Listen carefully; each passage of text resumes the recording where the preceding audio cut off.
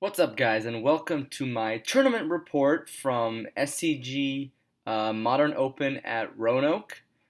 Just this past weekend, it was the weekend of June, late June. I don't know. Time has passed so far, but welcome to the report. I'm going to start with some small little housekeeping things. If you've been enjoying my videos so far, I've just opened up my Patreon page. I will include a link to that either in the description or on the YouTube page here or something, a way for you guys to be able to donate to me if you want. Coming into starting YouTube, I knew from the start that I would have to be funding myself, of course. But hopefully you guys enjoy my content and you want to give back. And if you do, I would be very grateful. And if you don't, it's totally up to you. So thank you for considering it, to say the least. So now we're going to get into the actual tournament report after that's out of the way. Talk about my experience with Jeskai Saheeli over this past weekend, and all the events leading up to how I actually chose the deck in the end. So the reason I came down to the Invitational at all was because I had two good friends who actually, queued for the Invitational. And so I was actually really excited to go and support them and cheer them on and hope that they do really well in the tournament. So that was the reason I came along. Was it 3-4 days before is when I really decided that, hey, I'm coming. And I, first of all, no idea what event I would play, what deck I would play at that event. So I was basically just coming along for the ride, and no decisions were made, in the slightest up until like the night before. So we ride up there Thursday night, Thursday afternoon or something like that, and we show up at the hotel. We're really tired. But all throughout the car ride, I'm like on my phone working up deck lists, thinking what deck am I gonna play. I was so close to playing Grixis Delver at the event, and I know a lot of you are gonna be like, "Wow, Grixis Delver over Grixis Shadow," but I've actually had a lot of success with Grixis Delver, and so I was actually really excited to potentially play it. But I thought to myself, what is my goal for the weekend? Everybody knows about the deck Grixis Delver. It's not gonna be a big deal if I do well with it. So I thought to myself, what would be my goal? And I came to the goal that I wanted to put Jeskai Saheeli on the map a little bit more. It had a Grand Prix top 32, I think two of them. And that's basically the extent of major tournament placings for the deck. And I think major tournament placings do affect uh, who picks up the deck and who doesn't. It's hard to know about a deck if you're not just scouring online looking for every deck out there. So that was my goal. Just make Jeskai Saheeli a little bit more known to the general public. Everyone knows about it because of Standard, but no one really knows the deck, and how it performs in Modern. And so that was my goal. That was my goal for the weekend. But the decision's still not over. Like, I still had this idea in mind that I would play this like blue-white control build. Blue-white control has been doing very well these past few weeks. Very well. And so I thought maybe the control shell of blue-white control would actually serve Saheeli better. And I will just say this right off the bat, I'm glad I didn't go that route. Not to say there's anything wrong with that, but I do think the tempo build that I ended up choosing was the correct one. It was Friday morning. There's the Modern Challenge coming up. My friends are in the Invitational. I'm trying to figure out what to do. So, I was like, all right, let's try the Modern Challenge. Let's see how the deck is going to perform. And so I choose Jeskai Saheeli, full Jeskai, play set of bolts, some helixes, all that good stuff. And I was like, let's try the Modern Challenge out. Let's see how it goes. Round one, I faced, I think it was Titan Shift with Prismatic Omens. And that's a matchup that's pretty iffy. Like, it depends. Like, you really need to draw your remands in the matchup. And you need to be, hopefully they play their Valakuts early so you can Spreading Seas them. And actually, most of those stuff happened in that first round. I believe I comboed game one after some disruption, and then I got the beatdown kill in game two with Geist and clicks out of the board and stuff like that. So that was a good, I mean, I wouldn't say it's a good matchup. I'd say it's pretty close, but we definitely have the tools to run away with the game and out tempo our opponent. Then round two, I actually played against a friend of mine who came along on the trip. What are the chances? But he was on Scred, and I was actually able to 2-0 Scred as well. That matchup is not easy.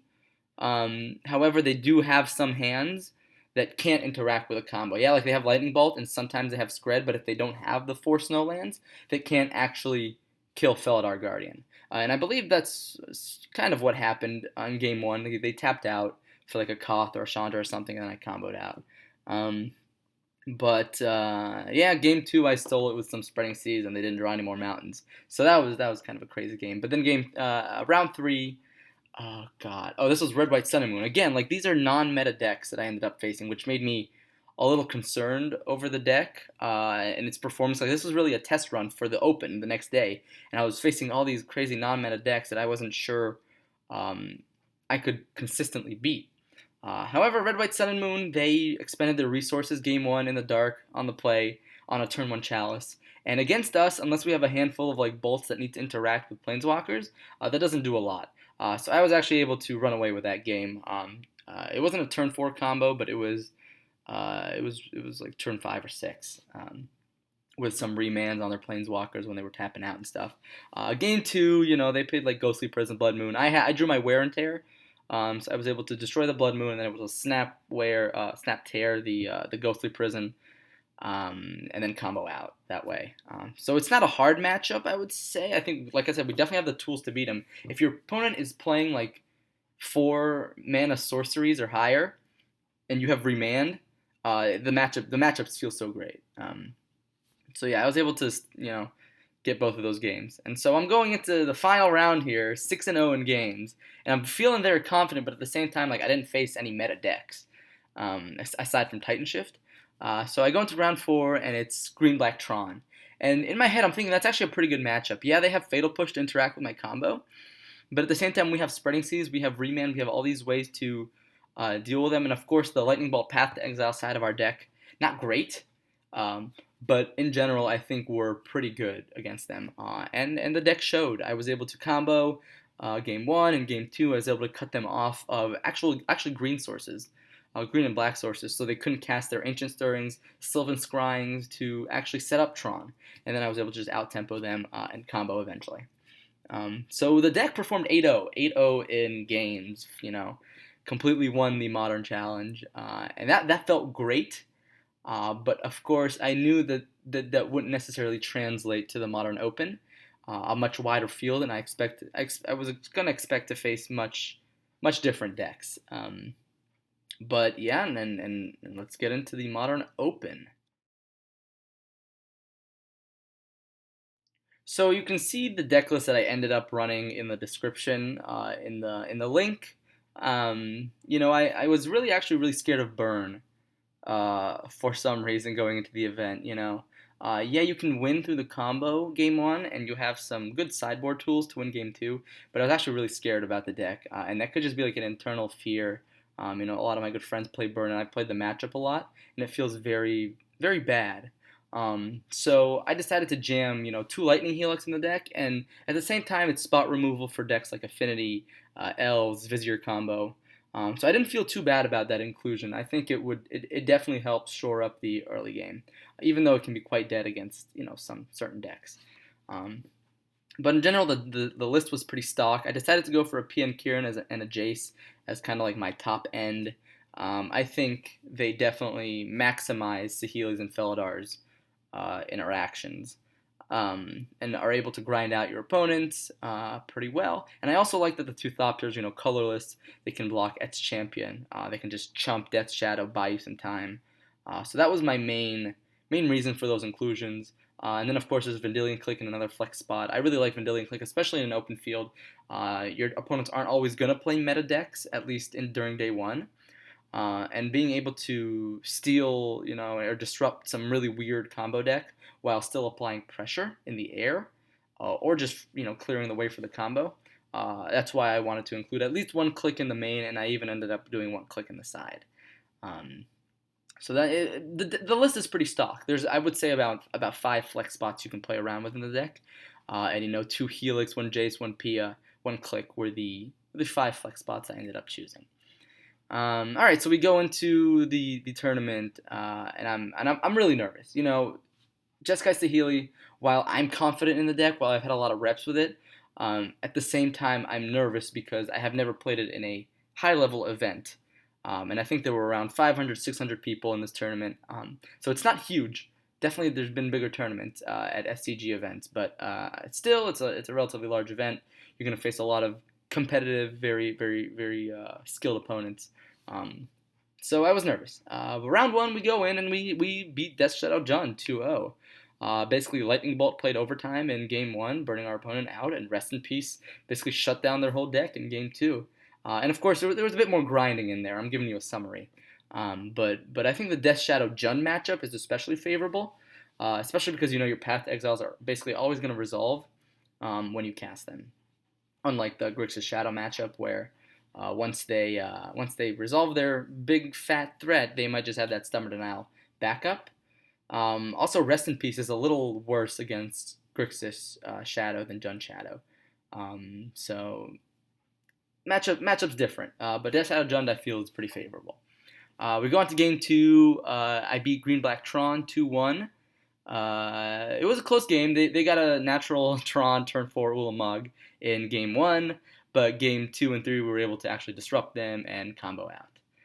I think actually game 2 I won through like click damage, which is what I really like about the deck. It's got two angles of attack, which is really great. I'm gonna speed through these matchups here, but then I lost to Living End round 3, 1-2.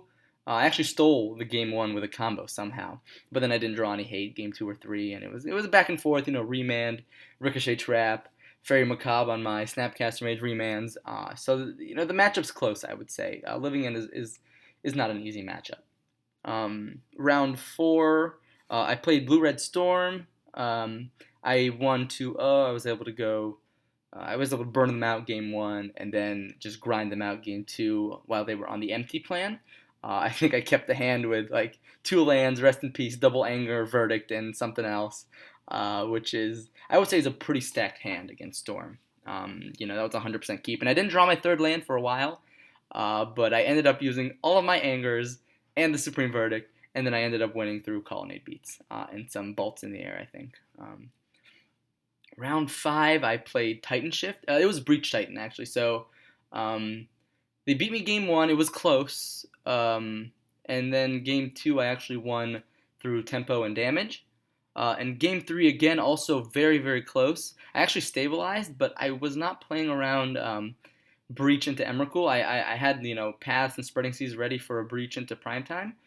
But Breach into Emrakul got me out of nowhere. There was a point in the game where I could have kept a Dispel in my hand. I can't remember the exact details, but I might have made a small misplay there. It had the potential to keep a Dispel and keep that angle of attack out. I thought Dispel wasn't necessary because they had so much mana they could just cast Primetime. But thinking backwards, it probably was smart to keep Dispel. And so then round 6, what did I play against there? Okay, so round 6, I just checked on my phone. I was playing against Red Black Midrange. Now his name is Joe Bernal. I kind of recognize his name. He's a big Jund player. He grinds a ton on Star City Games events. I didn't know him going into it. I looked him up afterwards, of course.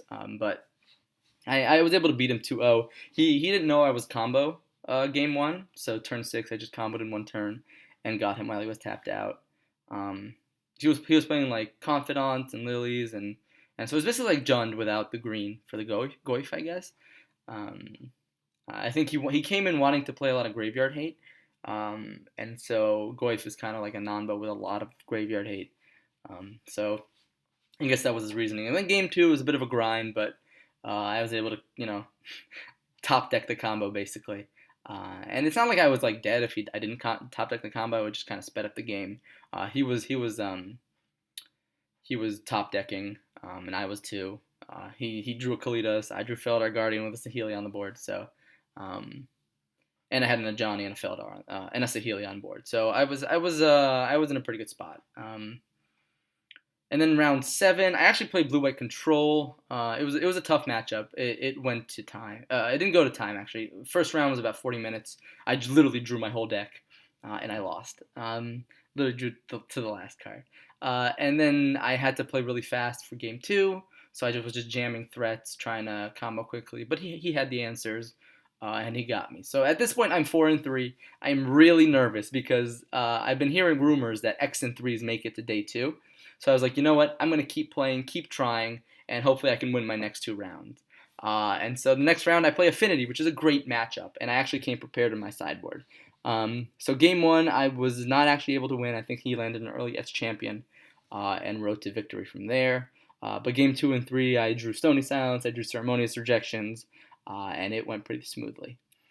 So I won that round. Then round 9, basically my winning in for day 2. I was able to 2-0 burn, which is not a matchup that I thought I could 2-0. Thankfully for me, my opponent mulliganed to 4 in game 1. Definitely unlucky. And then I spreading seized them out, basically, so they were locked on lands, very few spells they could play, and then I ended up comboing out. And game 2, I drew Timely Reinforcements and then snapped Timely Reinforcements, and so that locked the game out pretty well from there, and I was able to beat down with clicks and snaps. And so, finished day 1 with 6-3. None of my other friends made it to day 2, unfortunately, so I was basically the only hope left. I was ecstatic. This is my first day 2 of any Star City Games event, so it's very, very exciting. And going into day 2, I didn't have high hopes. I just thought, you know what, I'm going to play my best, have fun. My first day 2 with Jeskai Saheeli. I'm proud already. And thankfully, there was another Jeskai Saheeli player. He was on a more controlling build, but he also made it to day 2. He went 8-1. So there was a lot of hope for day 2, regardless of whether it was me or the other guy. I thought one of us would do well and at least put Saheeli on the map, and that made me happy inside. So with that said, we're moving on to talk about day 2. So day 2 was quite the ride. Let's just say that. Round 10, first round in day 2, I'm up against Liam Monaghan. And he's a really big L's player. He won the SCG Invitational a year or 2 back. Really, really nice guy, actually. I really enjoyed playing with him. We talked before, middle, and after during the game. Very, very nice guy, and I hope to play him again, or at least see him again in the future of Star City Games events. But yeah, he was on Green White Elves. Ideally, that would be a pretty good matchup for me, considering I'm a Lightning Bolt deck. I was able to steal game 1 with a combo. Game 2, he had the Selfless Spirit off the cord for my sweeper, and then he was able to beat me down. So I didn't quite get it together in game 2, but game 3 was grindy. It actually had some very interesting turns in the game. There was like a Serum Visions where I drew a card and I saw Graph Diggers and Supreme Verdict on top, and I, you know, positioned the game to be able to go Graph Diggers first and then Supreme Verdict, in order to shut off my opponent's ability to stop Selfless Spirits. And so I'm happy I came to the weekend with that one Graph Digger's Cage, because I think it did win me that game. He told me after game 3 that he died with like 2 Collected Companies and a cord in hand. So very happy with the Graph Digger's Cage decision. And I won in turns. It was like turn 4, my last possible turn to win. I won with like Colonnade plus Thopter in the air. So that was very, very intense. Then going to round 11, I was up against Grixis Shadow. A matchup I was worried about, but I almost won game 1, but he had the Snap Bolt. Oh, I'm sorry, I had Snap Bolt in hand while he was on 2, and he had the Stubborn Denial plus Fatal Push. He had the Stubborn Denial for the Bolt, and then Fatal Push, so I can't block with Snapcaster Mage. He would have been dead next turn, off of Colonnade, or hopefully something that I drew. But that's all right. Grixis Shadow does go down to the wire.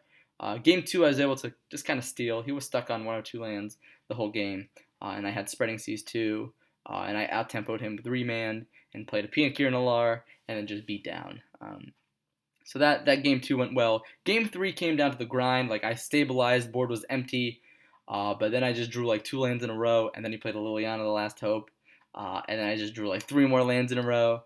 And then like Lily just ulted, and it felt bad. Like, that was a game like I thought I could have definitely won. had I drawn some relevant cards off the top of my deck, because I had like five, 6 turns there to do something, and I literally drew like fetch after fetch after fetch after fetch, and it was very, very frustrating. So that was my one loss in day two, unfortunately, to Grixis Shadow, a matchup that I do think is winnable, not favorable, but winnable, especially after sideboarding. So then we go on to the next round, round 12. What am I up against here? I'm up against Classic Jund, just a regular, not Death Shadow Jund, just regular Jund. And the player didn't seem too experienced with the decks. Made it to day two and made it this far with an X4 record. So good for him. But I think he didn't really respect the combo at like critical turns. He could have played a little better. Like there was one in like I won with a combo game one, and then game two I also won with a combo. But there was a turn where he had Chandra on the board.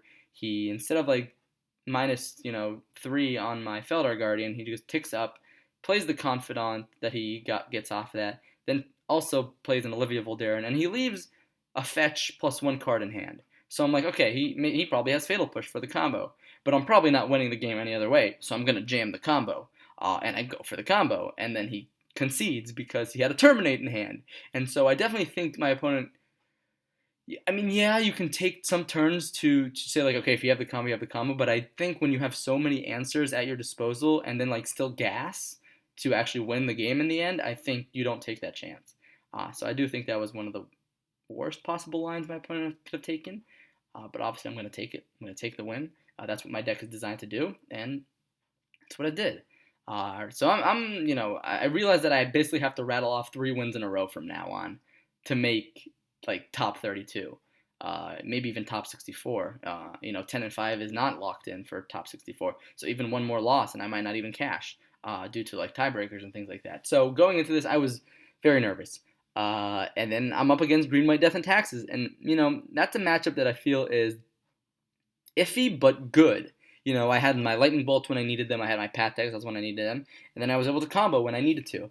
So that matchup I feel is pretty good. And then game two, I kind of just controlled the game with Anger of the Gods, and then just PN Kiran Alar beats, and I was able to spreading seize all of his lands, and he ticked Aether Vial up just a little too high. I think he put it up to 3, and so he finally found a land, and then he was able to like play like a 1-drop.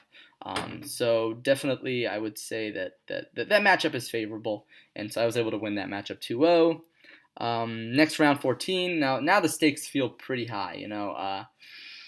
2 more rounds left. You just have to stay in the zone basically, and so I stayed in the zone, and I'm up against Titan Shift, which is I would say a tough matchup. I lost to Titan Breach day one, but I think just without through the breach, the matchup is much more winnable. And so, game one, he was able to, I was going to win the next turn through damage, like Vendilion Click and stuff, but he was able to, draw a land off of his Explore, and then he had exactly 8 mana for Scape Shift through Remand. So that was a little bit annoying, but I was like, you know what, let's shake it off. We can do this. And then game two, I got the turn 4 combo.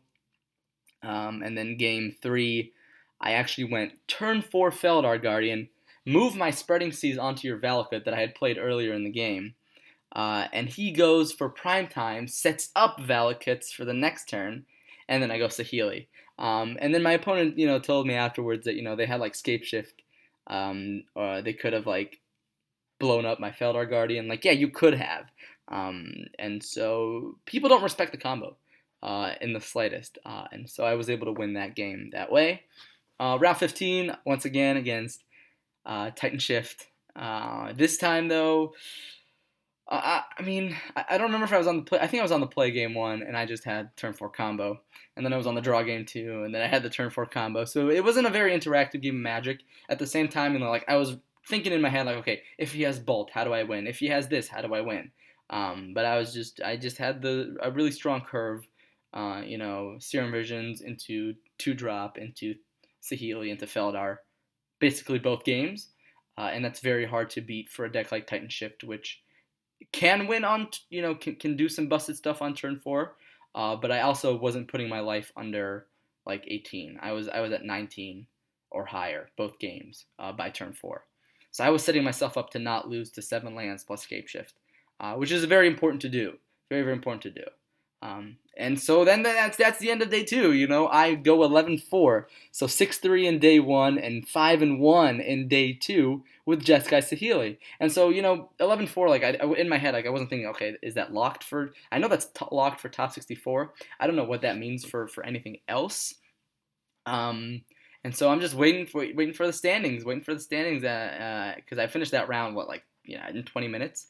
So I was waiting like 45, 50 minutes for them to put out the final standings. And then I got 25th place with Jeskai Saheeli. In my head, I'm thinking like, how did I do this? And I'm thinking back, I played tightly. I minimized my play errors. I made maybe one or two mistakes during day one, but I don't think I made any errors in day two. I just tried to play as smoothly as I possibly could, make heads up plays at every turn, think about each and every play and what would happen in a turn or two later. And I was using my turns wisely. And I think what distinguished this tournament finish from any one of my other tournaments, my only other top finish was a top 8 in a classic with Jeskai Saheeli at the end of last year. And the medal looked a lot different back then. But I think what distinguished this finish from any of my other finishes was, first of all, this is an open. It's a much larger event. It's a day 2 event. And at the same time, I was playing a lot better. I was taking my time with my plays. I was drawing my card and just sitting there for maybe like 15 seconds, making sure that the play that I was about to make was actually the optimal play to make. I think it's very easy to take an obvious, quote unquote, obvious line that may not necessarily be the best thing if you're not thinking ahead. So if there's like one suggestion to players out there who have made day 2s or want to make day 2s or anything like that, make sure to think through your plays. What might seem obvious, it may not be necessarily the correct play. So just make sure to think through all your potential lines that you could take, and then just choose the correct one from there. So that's my recommendation. But yeah, we went 11-4. That's 25th place. We got our deck list posted online. All thanks to Jeskai Saheeli, the deck I probably have the most reps with now in Modern. Probably more than Geist, more than Nahiri, anything like that. So I'm very happy that I was able to get a really strong finish with my favorite deck in Modern. I think very few people can say that. A lot of people play meta decks, like Titan Shift or Grixis Shadow or decks like that. But the tournament actually had a great finish for any like control decks. If you're a blue fan or control fan, I think there were like, what was it, like 5 Jeskai control decks in the top 32, and then me with Jeskai Saheeli as like the 6th. And then there were like 2 blue-white control lists in the top 16 as well. So it was a great weekend for control. So if you're thinking of picking up control, this is one of the best times to 100% do it. So that was my weekend. Jeskai Saheeli was the deck. And one like notable moment in the tournament, it was in between day 1 and 2. So it was like it was towards the end of day 1. And Ben Friedman, he's this grinder. He's been at the Pro Tour. He's had a couple Grand Prix finishes. And he used to go to University of Maryland, which is where I just graduated from, and will be attending in the fall for graduate school. So we striked up a conversation. We were talking about Jeskai Saheeli. I was like, this guy knows what he's talking about. He's a good guy. So he had some recommendations. He thinks I should play some more counter spells in the main and things like that. I was happy to get his input from the deck. Maybe build it more like the old Jeskai twin lists from way back when. And I've had that idea cross my mind. Like I think that's, I've tried it out. Maybe I should, really put some more reps in with it. That could be an idea. But as we're talking, here's the big thing. 3 people come over, and guess who they are? It's Brian Bronduin, Kevin Jones, and Harlan Fear, and these are 3 big names in Magic. Like they're not just some regular people coming by. These are some of the. I would say BBD is one of the biggest names in Magic, in my opinion. And he's just coming over here, and we're talking about Jeskai Saheeli, and I'm just like, what is happening right now? Like there's these 4 like really crazy good players sitting around me talking about a deck that I feel that I've pushed forward a lot. and it's great. It's a great feeling. And yeah, that was day one before I even made day two or even top 32. So it was really exciting. It gave me a lot of confidence moving forward. And I'm very happy that I succeeded with the deck. So that's my 25th place, top 32 finish at Star Shooting Games Modern Open in Roanoke, 2017 with Jeskai Saheeli. It's a great deck. I love it. I think it's a great meta call moving forward. There was just a lot of linear, non-interactive decks. Aside from Shadow, basically the only interactive deck in the format, aside from Blue White Control and Jeskai Control, but those are also very small in the metagame. Aside from those decks, Jeskai Saheeli was able to steal a lot of games and grind a lot of people out still, and also go on the beatdown. So it has all these different angles of attack. It has very similar angles of attack as Jeskai Control. It can't play as much of a long game. It doesn't play Sphinx's Rev. It doesn't necessarily play Verdict in the main board. So it doesn't have all the angles of attack that Jeskai Control can do. But I think being able to close out the game as soon as possible against decks like Tron, Eldrazi Tron, Titan Shift, those are very important things to have. The more draw steps you give your opponent in Modern as a control deck, the less chances you have of winning, in my opinion. So that's why I really like Jeskai Saheeli over, say, some of the other control decks in Modern. And you could argue that Jeskai Saheeli is not even a control deck. I would argue it's a tempo deck. You tempo them out long enough to combo, or you go on the beatdown and tempo them out and burn them out. There's very few times where you're actually controlling the game. There's no hard counter spells, at least in the list that I played. It was just all remands. So in my opinion, Jeskai Saheeli is the place to be. But I encourage you guys to play anything that you want to play. Modern it's a crazy time in Modern right now. So there's so many things you can be doing. And just I'd say you can take your favorite strategy in Modern, do your best to make it competitive, and you can do well. That's saying a lot. I think that's like the first time Modern has ever had a moment like this where I can take Jeskai Saheeli and go 11-4 in a large tournament, beating a bunch of tier decks. So I'm very happy. I'm very happy with the way this weekend turned out. I got $200 in my pocket from that win. I got $75 in store credit from the Modern Challenge win. So overall, the weekend went great. Unfortunately, one of my friends day two the Invitational, the other did not, and then no one did as great in the Modern Open. But then I had one friend top 16 the Modern Classic with Grixis Shadow. So I'm really happy for him as well. He went 6-2. I know he's gonna be upset, but he forgot to put basic lands on his deck list, and he got deck checked in the final round, and he lost game one. And unfortunately, that was his second loss of the day after losing game two.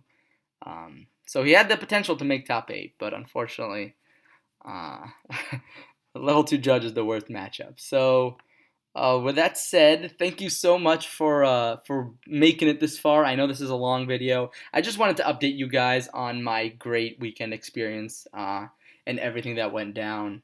I think going out and getting competitive is one of the greatest feelings in Magic.